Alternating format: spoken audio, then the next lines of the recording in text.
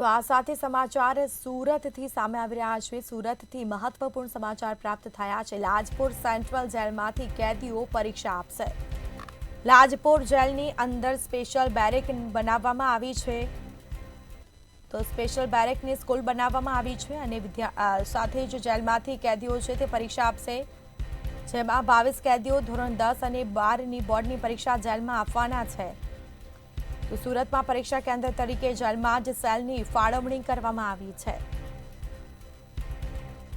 ધોરણ 10માં પરીક્ષા આપનાર 3 પાકા બંદીવાન છે। કેદી વિદ્યાર્થીઓનું ભવિષ્ય નહીં બગડે અને તેને જ લઈને આ અનોખો પ્રયાસ કરવામાં આવ્યો છે। સુરતના લાજપોર જેલના અન્ય બંદીવાન જ શિક્ષક બન્યા છે અને એક સારી ભાવના સાથે ભણાવવામાં આવી રહ્યા છે તેઓને। જેલ ખાતે ધોરણ 10 અને ધોરણ 12ની આગામી પરીક્ષાનું આયોજન કરવામાં આવ્યું છે। આપણે સૌ જાણીએ છીએ કે રાજ્ય સરકાર દ્વારા ધોરણ 10-12ની એક્ઝામ લેવામાં આવે છે। એ રીતે લાજપોર જેલમાં પણ બંદીવાનો શિક્ષણથી વંચિત ન રહે તે માટે HSC અને SSC બંનેની એક્ઝામ માટેનું સેન્ટર બેરેકની અંદર જ રાખવામાં આવે છે અને તેમની એક્ઝામ લેવામાં આવે છે।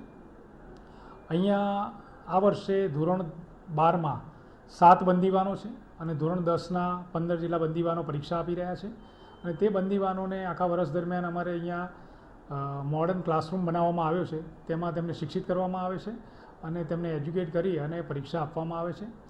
બીજું કે બંદીવાનોના માધ્યમથી જ એમને ભણાવવામાં આવે છે।